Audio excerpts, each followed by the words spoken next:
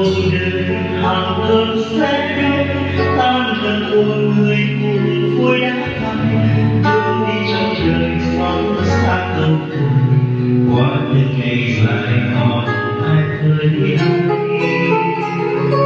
tan dần mong trời chừng kia nắng mai tan dần đường chiều mùi hương ấm người không quen bao ngày nhau tay nhau tan dần người phù sáng cho đời nhẹ nhàng bước chân không chân